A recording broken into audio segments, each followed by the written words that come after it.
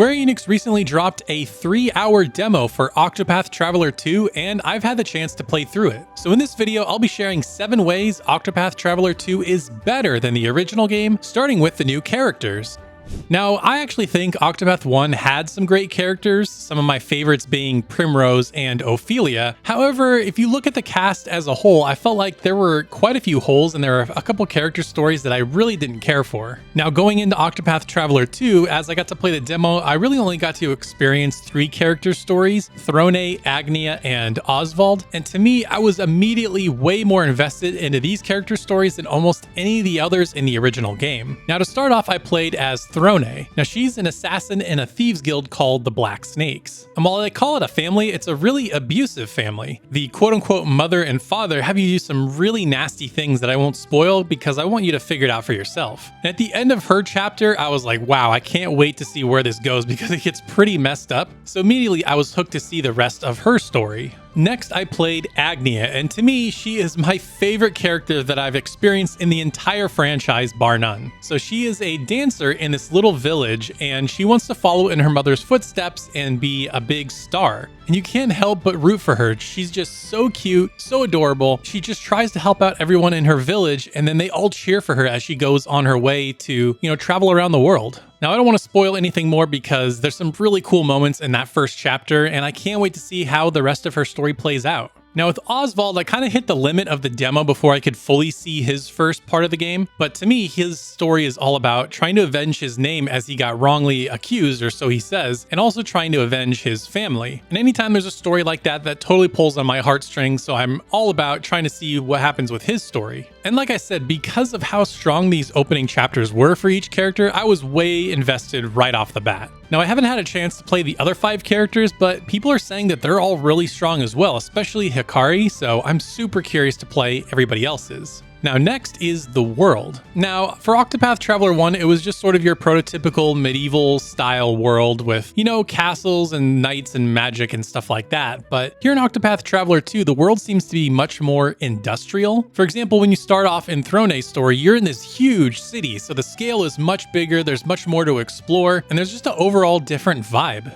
Now, after I finished her first chapter, I got to explore a forest and I stumbled across this house that had an inventor in it. And so talking to him granted me the secondary class of the inventor. Now, as far as I can tell, this is totally new. This was not in the first game as far as I remember. And what's also neat is the way you level that class up is not how you would normally level up the other jobs. So he gives you a few inventions to start off with, but then as you explore the world, you'll have to find different items, bring it back to him, and then he can create new inventions. I just thought this was a really clever way to incorporate part of the world into the classes. And like I said, the areas seemed much more varied, as in the original it was more medieval and each town more or less looked the same, with really the only difference being the terrain itself, like sand, snow, or forest. But what's cool is there's different ways to explore the world, and that brings me to my next point. So after completing Throne's chapter, I wanted to see what characters I could go to next, and most of the ones that interested me were across the ocean. And so there is a dock that you can go to and you can take a ship across the ocean. Now at the beginning you can't control it, just sort of goes from one harbor to the next. But from what I've seen in trailers, it looks like you will be able to control a big ship and travel around the ocean and find different secrets. Now, one thing the demo did have as far as exploring that's brand new are canoes. They look more like rowboats than canoes, but let's just call them that.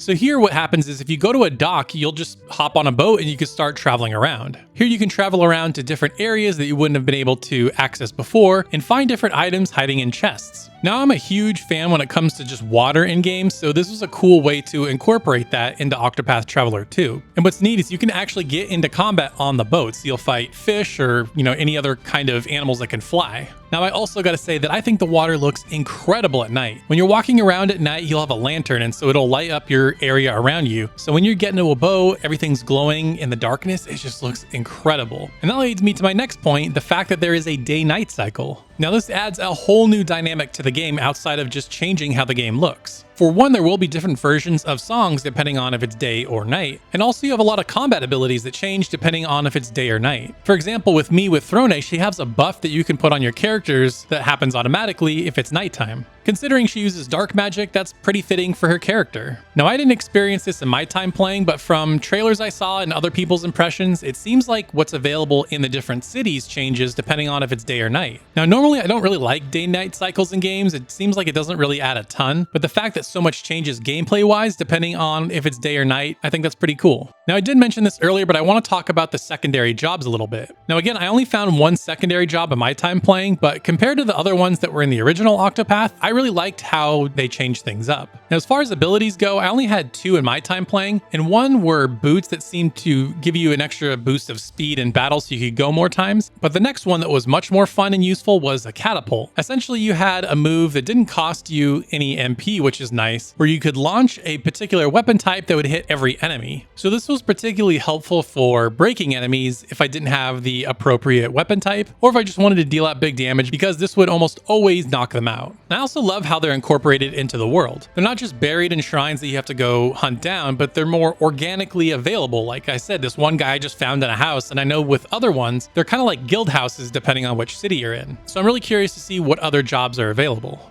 Next, the game seems to be much more cinematic as a game like this can get. For one, the camera movement is totally different in cutscenes and in combat. It seems much more dynamic with the way it moves around and has the different depth of field. It looks really cool. This is particularly noticeable in combat as the camera will spin around to the back of your character, watching them perform their move. Again, it's not game changing and it's not gonna, make or break the game, but it levels up the production value that much more.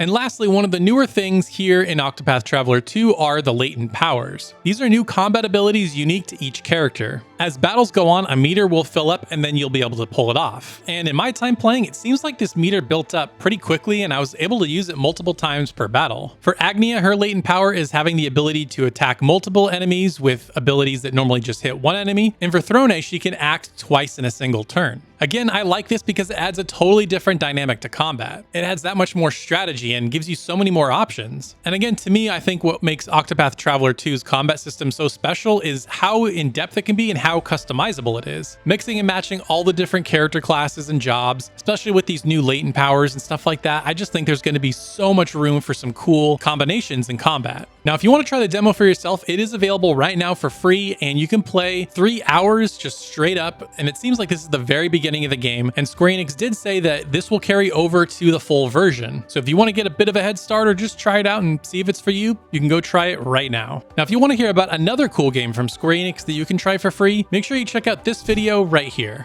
And special thanks to Reset Switch, Tyler Kuzawa, and the Miyazaki Man for supporting me over on Patreon. To get exclusive videos and other cool perks, consider supporting me over on patreon.com/thegaming shelf. Thank you so much for watching, and we'll see you next time.